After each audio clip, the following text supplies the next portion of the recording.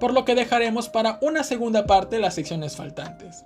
En el siguiente video abordaremos la filosofía y la psicología que envuelve Evangelion.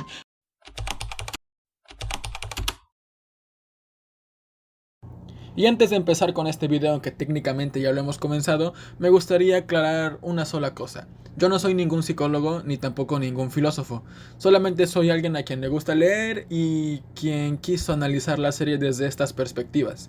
Así que si en algún momento llego a decir algo erróneo o a citar de forma muy ambigua o incluso equivocada a algún autor, siéntase con toda la libertad de corregirme en los comentarios.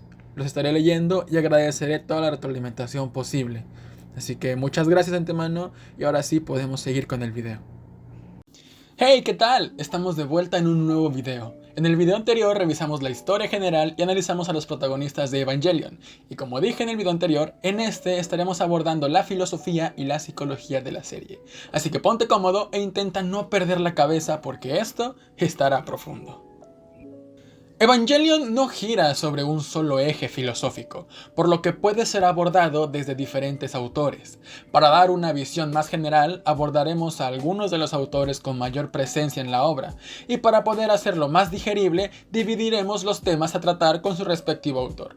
Sabiendo esto, vamos con el primero. Neon Genesis Evangelion no es simplemente una serie sobre adolescentes pilotando mechas. Es una obra que en su esencia más cruda se pregunta, ¿vale la pena existir? Esta pregunta filosófica atraviesa toda la serie y resuena profundamente con la visión pesimista de Arthur Schopenhauer, uno de los primeros filósofos occidentales en afirmar que la vida, por su propia naturaleza, tiende al sufrimiento. Para Schopenhauer, el motor del mundo no es la razón ni la moral, sino una voluntad irracional, ciega, que lo atraviesa todo. Esta voluntad es deseo puro que nunca se satisface del todo. Cuando conseguimos lo que queremos, surge un nuevo deseo, y cuando no lo conseguimos, sufrimos. Así que toda existencia es una oscilación entre el aburrimiento y el dolor. La vida oscila como un péndulo, del sufrimiento al aburrimiento. Arthur Schopenhauer. En Evangelion, este movimiento es constante.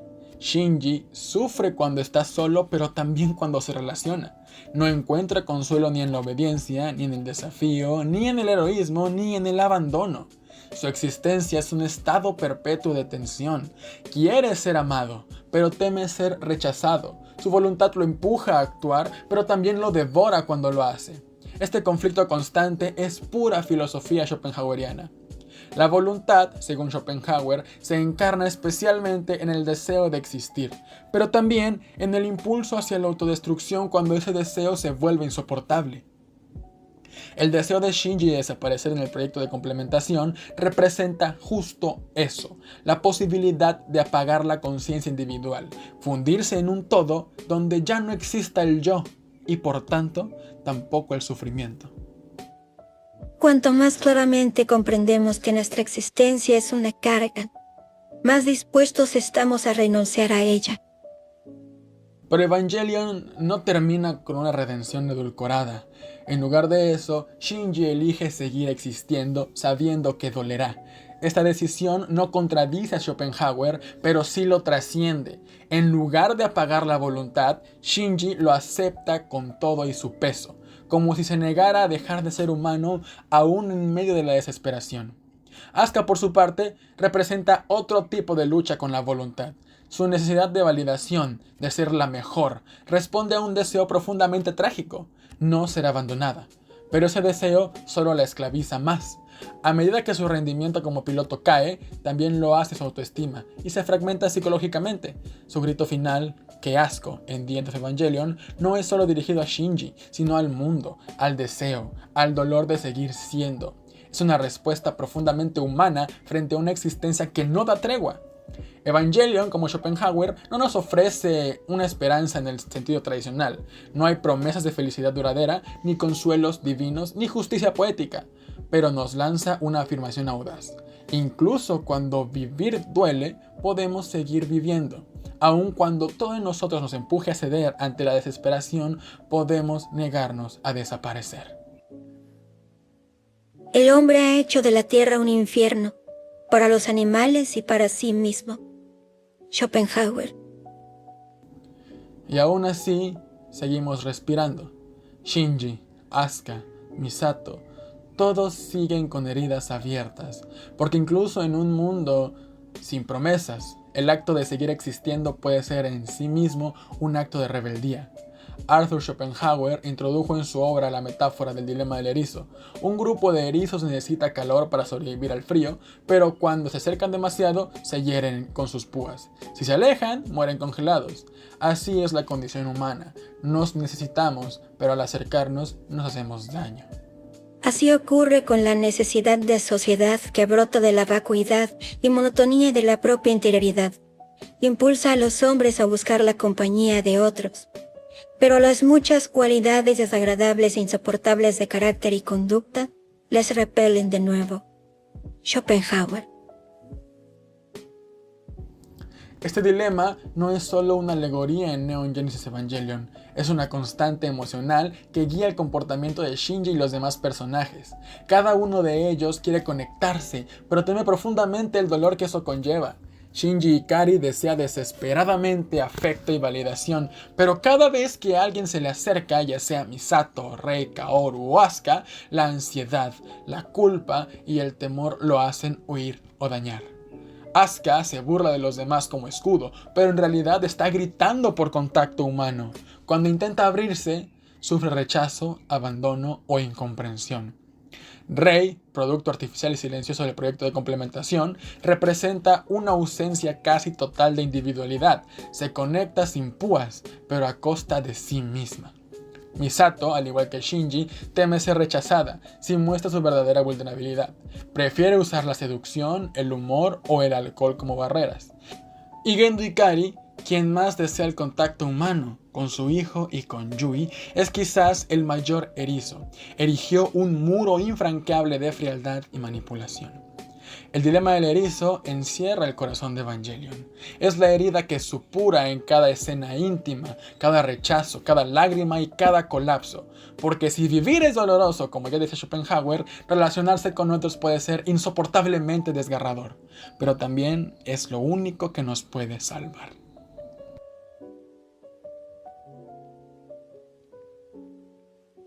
En Evangelion, el proyecto de complementación humana es una operación final para forzar la evolución de la humanidad.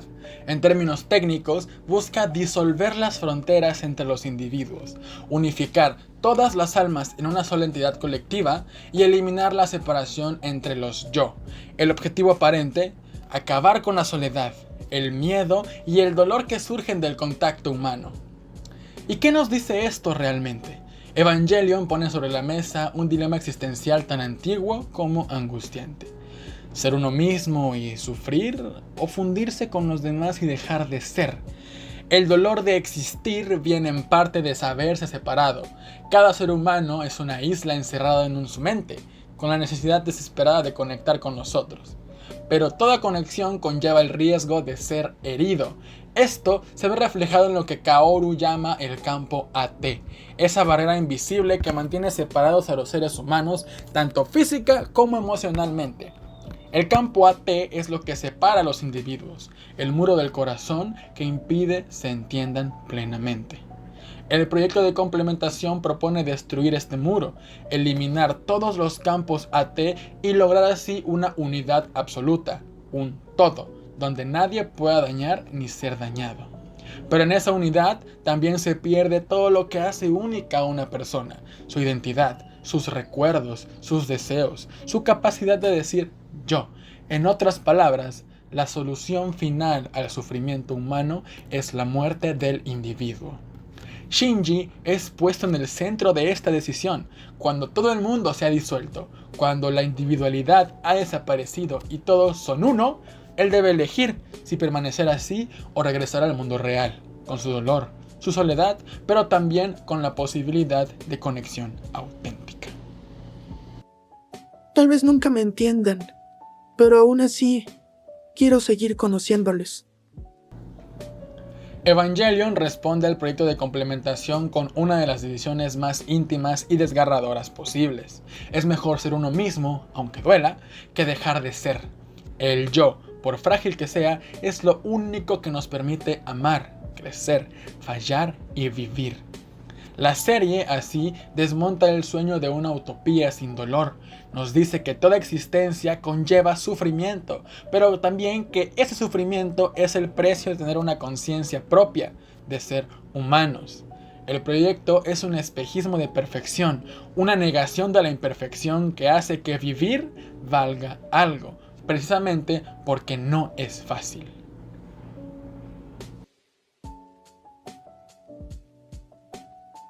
Albert Camus, en su ensayo El mito de Sísifo, expone uno de los pilares del pensamiento moderno.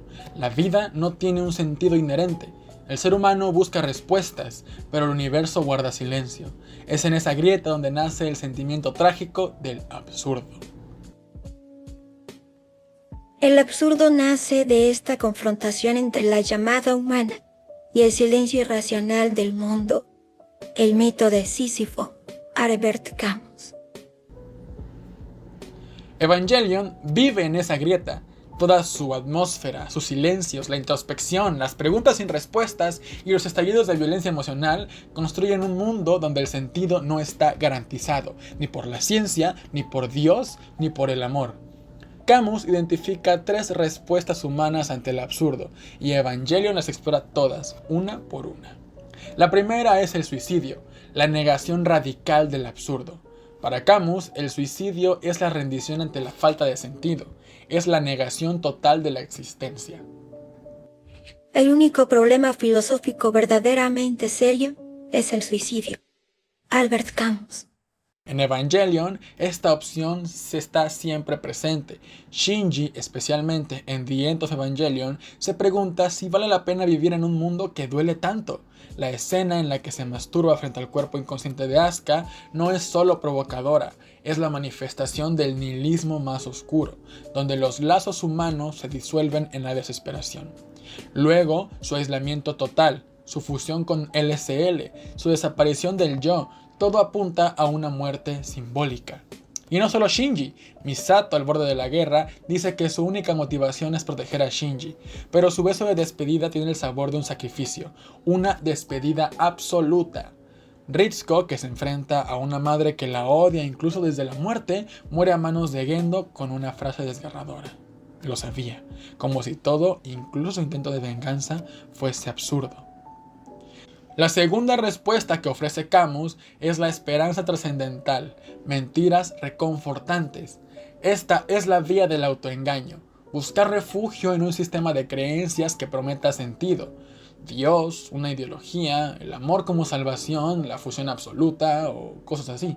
Para Camus, esto es traicionar al absurdo, negarlo en lugar de enfrentarlo. El proyecto de complementación humana es esto, una promesa de unidad total, de eliminar el yo, el dolor, la separación. Un mundo sin fisuras, sin el otro, sin conflicto. Gendo cree que podrá reencontrarse con Yui. Cele lo desea para purificar a la humanidad. Y Rei, en su estado de fusión divina, lo ejecuta, todo fundido en un solo ser, sin límites, sin dolor y sin libertad. Pero esta utopía se revela falsa. Shinji, enfrentando a un mundo sin barreras, pierde el sentido de sí mismo. La imagen de todos diciéndole no te necesitamos es la culminación de ese proceso. Lo deseado se convierte en pesadilla. Shinji grita que no quiere eso, y es entonces cuando algo cambia.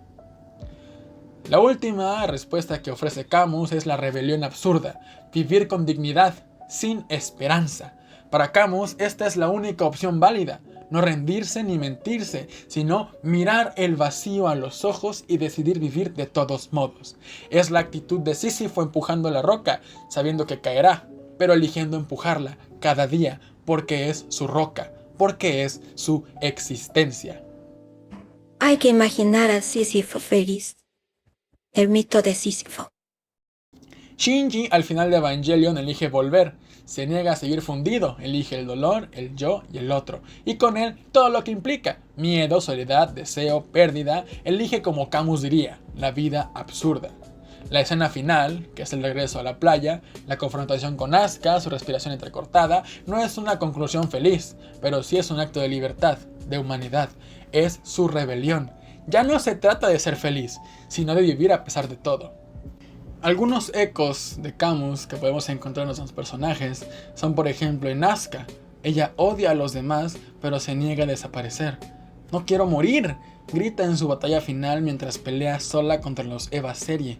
Su instinto de vida es brutal, crudo y feroz. Rei, al disolverse con Lilith, tiene un momento clave. Elige a Shinji por encima de Gendo, eligiendo por fin desde sí misma. Misato, al arrasar a Shinji al Eva, no le da consuelo, le da responsabilidad. Ritsuko muere sabiendo que no habrá justicia y sin embargo actúa. Gendo, en cambio, es quien más se aleja del ideal de Camus. Busca un falso consuelo, manipula a todos por un reencuentro que nunca llegará. Una conclusión que podemos sacar en base a Camus es que es Evangelion sino un grito. Evangelion es un grito, una pregunta abierta, una invitación a mirar el absurdo sin parpadear. Shinji no se convierte en héroe, ni se vuelve sabio ni encuentra paz, solo decide vivir. Eso, según Camus, es el mayor acto de rebeldía posible. Vivir es mantener el absurdo vivo. Albert Camus. Y quizás por eso Evangelion no da respuestas. Porque, como diría el propio Camus, lo importante no es resolver el problema de la vida, sino vivir con él.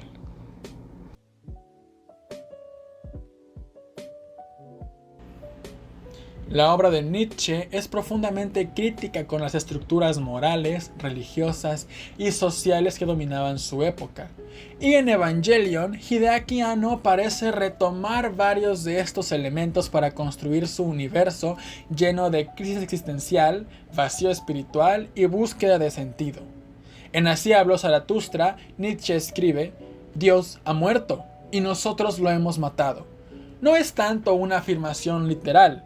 Es más bien que la humanidad ha dejado de creer en las verdades absolutas, en una moral objetiva impuesta desde lo divino.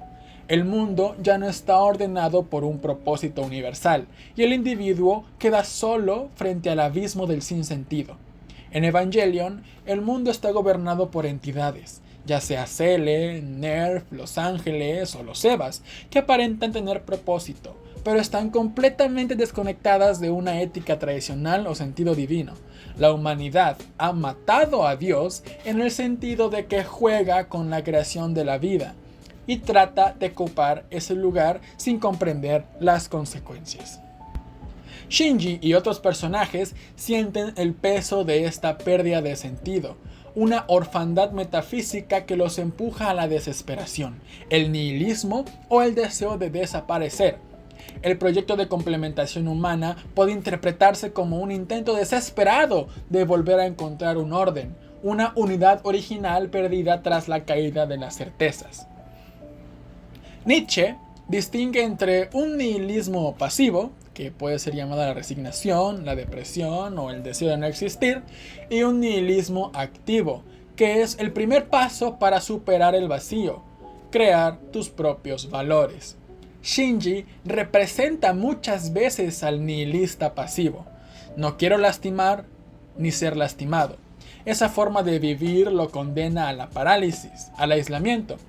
Pero hacia el final de The End of Evangelion, cuando rechaza el proyecto de complementación y decide volver a la realidad con todo su dolor, da un paso hacia el nihilismo activo. Quiero estar aquí, aunque duela, aunque me equivoque, estoy bien siendo yo mismo. Ese es un eco claro de la filosofía nietzscheana. No hay valores dados, no hay propósito prefijado, solo queda el individuo enfrentando el abismo con la posibilidad de crear sentido por sí mismo. Esto se relaciona directamente con el concepto del superhombre. El hombre es algo que debe ser superado, dijo Nietzsche en Así habló Zaratustra. No se trata de un superhéroe, sino de un ser que ha trascendido la moral tradicional y ha afirmado su existencia y sus propios valores frente al caos. Shinji no llega a ser plenamente un superhombre, pero al rechazar la fusión total y elegir su individualidad con todo su sufrimiento, está caminando en esa dirección. Uno de los desafíos más radicales de Nietzsche es su idea del eterno retorno. ¿Quieres esta vida una vez y otra vez y eternamente? Aceptar esta idea es amar la vida incluso en su sufrimiento, caos y desesperanza. En Evangelion, esta filosofía aparece implícita en la escena final, donde Shinji regresa a una realidad quebrada pero real. Ya no desea escapar, sino vivir tal como es. Esta es la afirmación nietzscheana por excelencia: amar el destino.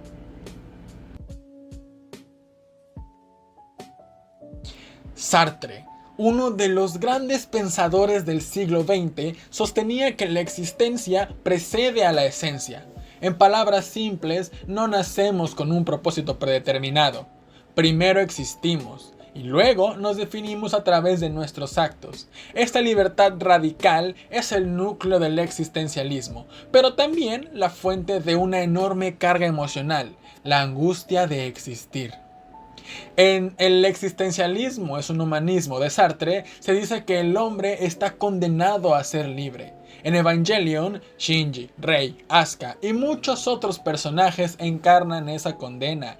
No tienen un papel definido que simplemente puedan cumplir. En cambio, están atrapados en la necesidad de decidir quiénes son, a pesar de no querer cargar con esa libertad. Shinji, sobre todo, teme actuar porque actuar implica asumir consecuencias. En el universo de Sartre no hay Dios, ni naturaleza humana esencial, ni destino universal. Eso significa que somos absolutamente libres y por tanto absolutamente responsables.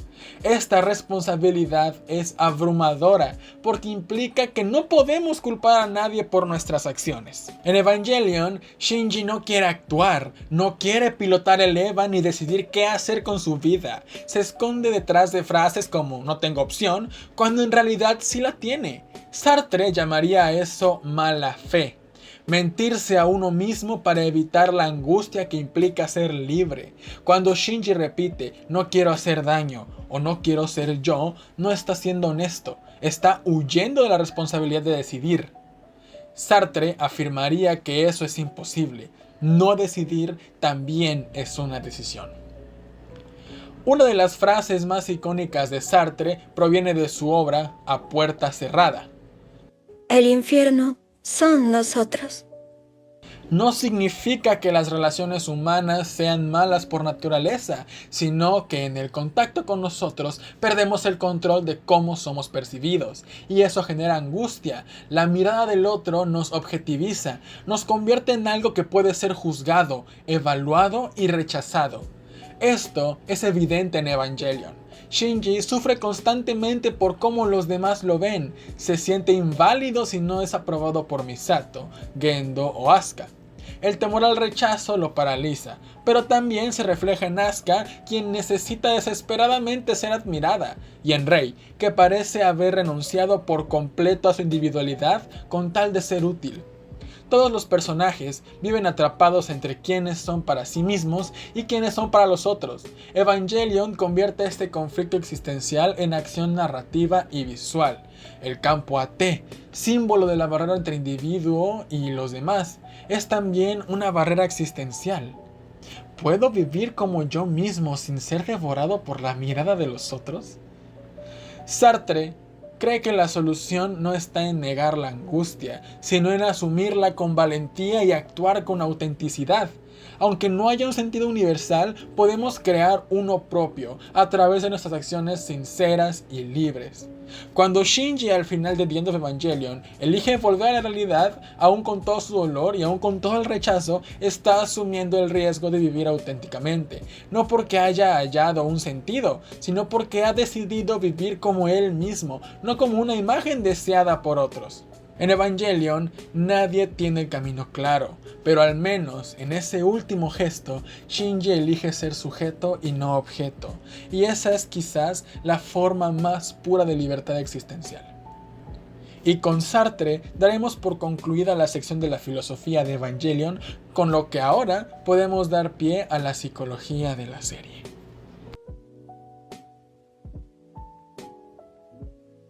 Neon Genesis Evangelion no es una serie que simplemente incluye a psicología como elemento decorativo.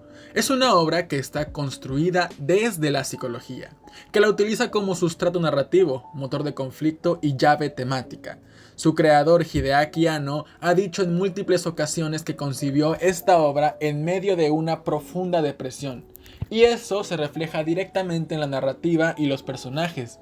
Todos están rotos, fragmentados y buscan reconstruirse. La psicología en Evangelion gira en torno a la identidad, el trauma, el miedo a los vínculos humanos y la lucha interna entre el deseo de conexión y el pavor al dolor que conlleva esa cercanía. Este dilema es representado con el concepto central del campo AT, que actúa como una metáfora del límite que cada individuo pone entre sí mismo y los demás para evitar el daño emocional, pero que también impide la verdadera conexión. Los personajes principales representan diferentes mecanismos de defensa psicológicos y manifestaciones de trastornos emocionales y afectivos. No se trata de diagnósticos clínicos formales, pero sí de representaciones simbólicas que reflejan estados de salud mental profundamente alterados por el abandono, la negligencia, la presión o el trauma. A lo largo de la serie, y de manera mucho más explícita en The End of Evangelion, se nos confronta con la fragilidad del yo y la desintegración del ego, y la pregunta clave de ¿quién soy yo sin el otro? La psicología en Evangelion no busca dar respuestas, sino reflejar las preguntas más profundas que surgen cuando el ser humano se queda solo con su conciencia. ¿Vale la pena existir? ¿Puedo soportarme a mí mismo? ¿Será posible amar y ser amado? En el video pasado analizamos a los personajes bajo el psicoanálisis de Freud, por lo que comenzaremos esta sección usando la perspectiva de Freud como referencia. Freud decía que el inconsciente alberga nuestros impulsos más reprimidos, principalmente sexuales y agresivos, que entran en conflicto con la moral impuesta por el superyo. En Evangelion, toda la historia puede leerse como una lucha entre el ello, el yo y el superyo. El ello representa el deseo puro, el impulso caótico, se manifiesta en el egoísmo de Cele, en los instintos más primitivos de los pilotos y simbólicamente en los ángeles, fuerzas que no razonan, solo buscan colapsar el sistema. El yo es Shinji, el mediador, el que sufre, el que intenta entender y adaptarse. Él representa al ser humano intentando mantener el equilibrio, cargando con traumas y sin saber cómo actuar. El superyo son las instituciones, Nerf, Gendo y las estructuras que imponen órdenes, que niegan emociones y reprimen la individualidad en nombre de un bien mayor.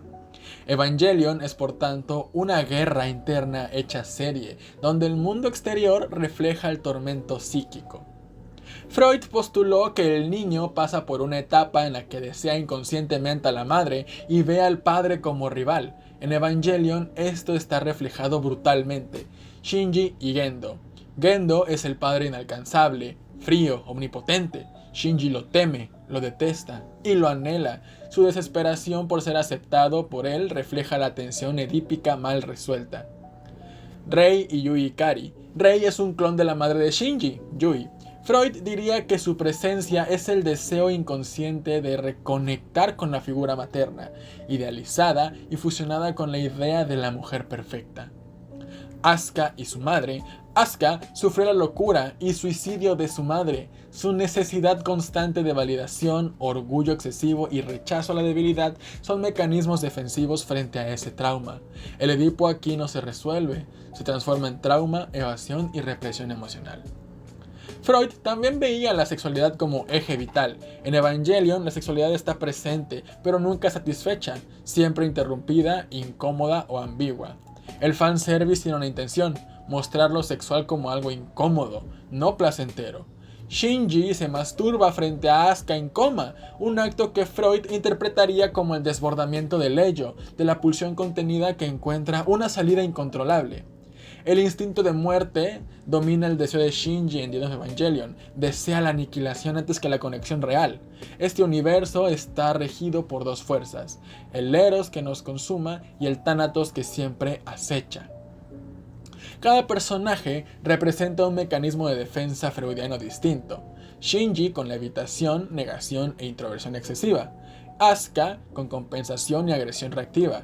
Rei con despersonalización y anulación del yo.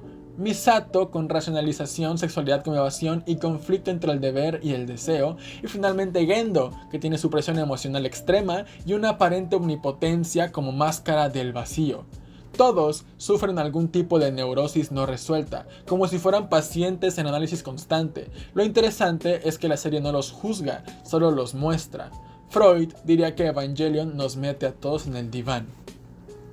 Freud también creía que el ser humano tiene un deseo inconsciente de regresar a un estado primitivo, sin dolor ni separación. El útero materno, un lugar de fusión total. La complementación humana es exactamente eso, el deseo de disolver el ego, eliminar la separación, dejar de ser individuos, dejar de sufrir. Pero Shinji lo rechaza al final, eligiendo el sufrimiento de vivir con el otro antes que la soledad eterna disfrazada de paz. Este es un cierre freudiano, aceptar el principio de realidad y el dolor que implica vivir. Neon Genesis Evangelion es una narrativa psicoanalítica viviente, donde los personajes no buscan vencer al enemigo externo, sino sobrevivirse a sí mismos. Freud vería en esta serie una exploración cruda del inconsciente humano, una obra donde los traumas infantiles, las represiones y los miedos más profundos se proyectan en un apocalipsis emocional. Shinji no pilota el Eva para salvar el mundo, lo pilota para ser amado, y no hay símbolo más freudiano que ese.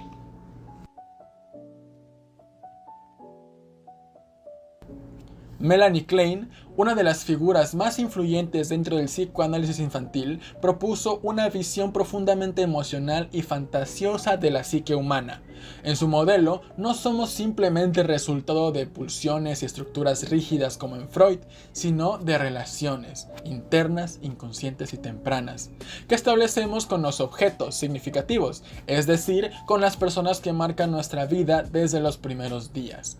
Neon Genesis Evangelion, con su densidad psicológica, representa un escenario ideal para aplicar esta perspectiva, un espacio donde los personajes no solo enfrentan monstruos físicos, sino vínculos primitivos rotos, objetos fragmentados y ansiedades profundas que jamás fueron resueltas. Klein introdujo el concepto de objetos internos y representaciones mentales de las personas que más nos han marcado, especialmente los padres durante nuestra infancia. Para Klein, el desarrollo psíquico temprano está marcado por dos posiciones clave, la posición esquizoparanoide y la posición depresiva. En la primera, el bebé escinde el mundo entre objetos buenos y malos, como una forma de protegerse de la ansiedad. El pecho que alimenta es bueno, y el que no aparece es malo. Esta escisión o splitting impide ver al otro como una figura completa y ambigua. En Evangelion, esta división aparece claramente en los vínculos de los personajes, especialmente en Shinji y Asuka, quienes constantemente oscilan entre el amor y el rechazo sin lograr una integración emocional plena. La posición depresiva, por otro lado, implica una madurez emocional en la que el niño empieza a darse cuenta de que el objeto amado puede ser también dañino. Entonces surge la culpa. Si lo amo, ¿cómo pude haberlo odiado? En esta etapa nace también el deseo de reparación, una fuerza interna para volver a unir lo roto. En Evangelion, el EVA 01 es un objeto parcial por excelencia, no es solo una máquina. Representa un vínculo psíquico intensamente personal, una extensión del cuerpo, la mente, incluso del inconsciente de sus pilotos. En el caso de Shinji, pilotar el EVA es su única vía de conexión con su padre Gendo, pero es una conexión teñida de rechazo, vacío y miedo. La unidad EVA es su madre, literalmente, pero también un canal de violencia, de autoanulación y castigo. Aquí se hace visible uno de los puntos más fuertes del análisis kleiniano. Cuando los objetos internos están dañados o escindidos, el individuo no puede establecer vínculos sólidos ni consigo mismo ni con otros. Shinji no puede integrar el amor y el desprecio que siente por Gendo. Vive en una constante alternancia entre necesitar su aprobación y odiarlo por no estar presente. Gendo Ikari representa en sí un objeto ambivalente. Shinji lo anhela, pero también lo detesta. Su figura paterna, lejana y fría simboliza esa falta de integración emocional, ese constante splitting que impide construir una relación saludable. Asuka Langley, por su parte, representa de manera cruda la ausencia del objeto bueno. Su madre, ausente y posteriormente suicida, deja un vacío que Asuka intenta llenar con superioridad, arrogancia y exigencia constante. Vive presa de una necesidad infantil de aprobación, pero cualquier muestra de afecto la repele. No sabe qué hacer con el amor porque nunca lo recibió de forma genuina. Rei Ayanami, por otro lado, es la encarnación del objeto idealizado. Representa la figura sumisa, silenciosa y casi inhumana. Rei es útil, disponible, obediente, pero no es humana. No hay ambivalencia en ella, solo una especie de perfección melancólica que en el lenguaje kleniano puede interpretarse como una defensa extrema contra el dolor emocional, eliminar la subjetividad para no sufrir. Uno de los conceptos más potentes en Evangelion es la complementación humana. El proyecto de Cele que busca devolver a la humanidad a un estado de unidad. Esta búsqueda de disolución del yo, de regreso al estado indiferenciado y preindividual, puede ser vista desde Klein como una fantasía primitiva de fusión con el objeto bueno. En el fondo, es el deseo de regresar al útero, al estado anterior a toda pérdida y separación. Pero Klein advierte que esto es una fantasía destructiva, implica renunciar a la individuación, a la realidad externa y a los vínculos reales. En lugar de integrar lo bueno y lo malo, simplemente se elimina la diferencia. En términos psicológicos, es la muerte de la subjetividad. Desde Melanie Klein, Evangelion puede entenderse como una exposición de la patología de la no integración. Shinji, Asuka y Rei son víctimas de vínculos precarios con sus objetos primarios. Nunca pudieron aceptar al otro como completo. Viven en un mundo emocional donde los objetos son o totalmente buenos o totalmente malos, donde el amor está contaminado por la culpa y el odio por el anhelo desesperado de reparación. La serie, lejos de ofrecer una resolución fácil, muestra el costo de no sanar estas heridas: aislamiento, miedo, odio hacia uno mismo y deseo de desaparecer. Solo en el final, confuso pero simbólico, vemos a Shinji empezar a aceptar su individualidad, aunque al precio de una profunda angustia.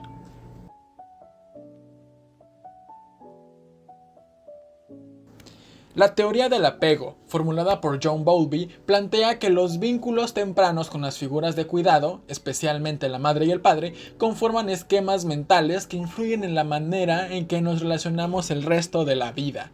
Estos primeros modelos internos definen si percibimos a otros como disponibles y si creemos dignos de afecto.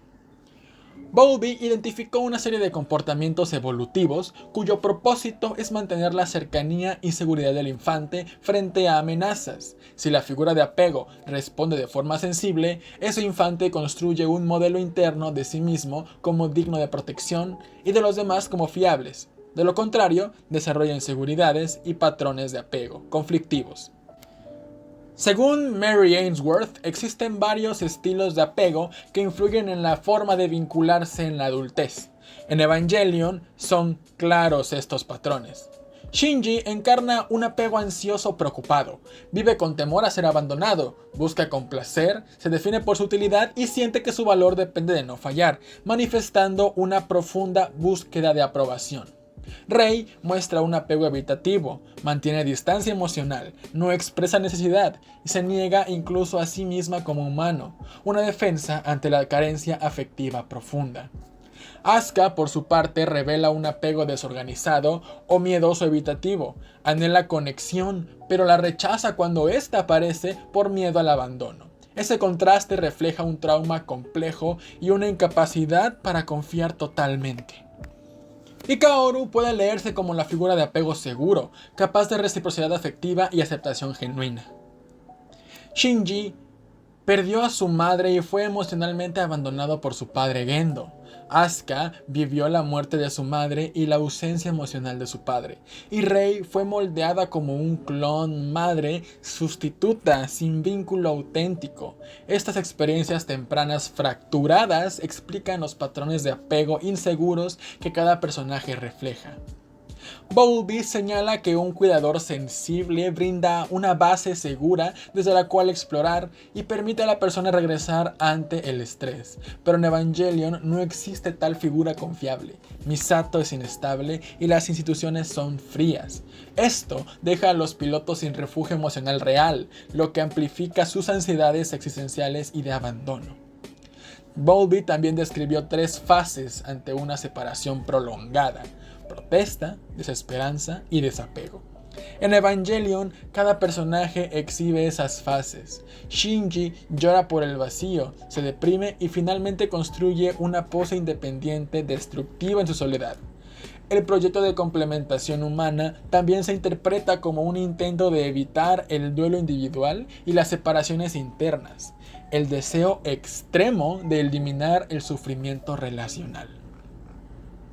Los modelos internos forman expectativas inconscientes. Si me alejo, me abandonan. Si confío, me hieren. No soy digno de amor. Estas convicciones son poderosas, influyen en sus relaciones y en la forma en que enfrentan el miedo y el dolor. Shinji evita conectar plenamente con Asuka por temor a ser herido. Asuka mantiene una fachada arrogante para no quedar vulnerable. Rei aparenta indiferencia para no sentir el vacío. Y Kaoru representa esa confianza calmada que nunca pudieron aprender plenamente. El giro final de Shinji, como aceptarse a sí mismo roto pero humano, marca la renegación del ideal de fusión colectiva y su retorno a la vulnerabilidad emocional. En términos de Bowlby, es el reconocimiento de la importancia del vínculo auténtico, incluso si este conlleva riesgo de dolor. Es el paso hacia una base segura interna, empezar a representar que él mismo es digno de amor, sin necesidad de fusión ni autoaniquilación. Aplicar la teoría del apego a Evangelion revela cómo las heridas tempranas se convierten en guías emocionales que dan forma a miedos, deseos y relaciones. Shinji, Rei, Asuka y Kaoru encarnan patrones de apego que muestran cómo la falta de figuras seguras puede fracturar la capacidad de amar y ser amado. El verdadero triunfo de Shinji no es vencer ángeles, sino reconocerse fragmentado y aún así elegir vivir. Ese acto apunta hacia la construcción de un vínculo afectivo auténtico consigo mismo, ese mismo vínculo que nunca tuvo. Viktor Frankl fue psiquiatra, neurólogo y sobreviviente de Auschwitz. Tras vivir uno de los horrores más crudos de la historia humana, escribió que el mayor motor del ser humano no es el placer, como decía Freud, ni el poder, como decía Adler, sino el sentido. El sentido. Ese hilo invisible que une todo lo que somos con todo lo que hacemos. ¿Y qué pasa cuando ese hilo se rompe? En Evangelion, la mayoría de los personajes viven atrapados en ese vacío. Shinji Ikari es el ejemplo más doloroso. No sabe por qué pilota el EVA, no entiende para quién lo hace y cada batalla lo deja más fragmentado. Frankl llamaría a esto una neurosis noógena, un malestar del alma. No viene de un trauma físico o emocional, sino de una falta de sentido. Shinji no está loco, está vacío, y en ese vacío cualquiera puede derrumbarse. Pero Frankl decía algo poderoso, algo que incluso en medio del horror nadie lo puede arrebatar. Al ser humano se le puede arrebatar todo salvo una cosa, la última de las libertades humanas, la elección de la actitud personal ante un conjunto de circunstancias. Shinji puede huir, y de hecho lo hace varias veces, pero también regresa, no porque entienda completamente lo que hace, sino porque quiere elegir seguir. Esa decisión, pequeña, rota e insegura, ya es un acto de libertad. Frankl proponía 3 caminos para hallar sentido. El primero es a través del trabajo o una acción significativa. El segundo, a través del amor o los vínculos humanos. Y el tercero, a través del sufrimiento, cuando es inevitable. Shinji, a su manera, transita por las 3. Al pilotar el EVA cumple una función, pero no es suficiente. Pilotar sin saber por qué solo lo hunde más. Con Kaoru, Misato, Rei y hasta con Asuka, busca un lazo, alguien que lo mire, lo entienda. No siempre lo consigue y a veces duele más intentarlo. Pero cuando todo colapsa, cuando lo pierde todo, Shinji toma una decisión crucial: vivir. Vivir incluso con miedo, vivir incluso sin certezas, vivir incluso solo. En el corazón de la logoterapia está una idea: trascender. El ser humano encuentra sentido no cuando se mira a sí mismo, sino cuando se dirige hacia algo más grande, una causa, una persona, un amor. Evangelion es en esencia una lucha por esa trascendencia. Y es por eso que el proyecto de complementación humana fracasa. Porque fundirse en un solo puede parecer la solución. Pero vivir verdaderamente implica ser uno mismo, con todo lo que eso implica. El miedo, la incertidumbre y el deseo de ser visto y aceptado como eres. Shinji elige el dolor de vivir antes que la paz artificial del olvido. Y esa decisión, esa afirmación de sí mismo, esa es su victoria más importante. Evangelion no nos da respuestas fáciles, no nos promete felicidad, pero sí nos muestra que incluso el alma más rota puede reconstruirse si encuentra una razón para seguir. Como dijo Frankl, quien tiene un porqué para vivir puede soportar casi cualquier cómo. Y con esto llegamos al final de este video. Después de haber recorrido a fondo las ideas de filósofos y psicólogos aplicadas a Evangelion, creo que hay algo claro. La vida es demasiado compleja como para vivirla felices todo el tiempo, pero también es demasiado rica, profunda y única como para rendirse y soltarla. Si algo aprendí revisitando Evangelion por segunda vez, y mientras construía todo este análisis, es que vivir no es fácil, vivir duele, quema, rasga por dentro, pero también es lo que nos hace humanos. Abrazar la vida es como abrazar un cactus. Te pinchas, sangras, pero lo haces con amor, con coraje, con un impulso que va más allá de la lógica. Y en ese acto de seguir adelante a pesar del dolor, hay una belleza profunda, una verdad que Evangelion repite una y otra vez, que vivir, incluso roto, incluso perdido, sigue siendo valiente y profundamente humano. Porque al final solo nos tenemos a nosotros mismos y a las personas que nos rodean. Amar, soltar, reír, llorar, caer, levantarse, dudar. Todo eso es parte de vivir. Y tal vez, solo tal vez, este mundo no está tan malo. Quizás lo que nos falta no es un nuevo mundo, sino aprender a vivir en este con todo lo que implica. Como dijo Shinji, soy lo que soy y quiero serlo. Y por eso y por mucho más, estos dos videos se titulan así: el por qué Evangelion cambió y redefinió mi vida. De verdad, muchas gracias por haber llegado hasta el final de este video. Si ese tipo de contenido te gusta, puedes hacérmelo saber en los comentarios, suscribirte y dejar tu like. Todo eso me ayuda muchísimo a seguir creando más. Sin más que decir, yo me despido y nos vemos en la próxima.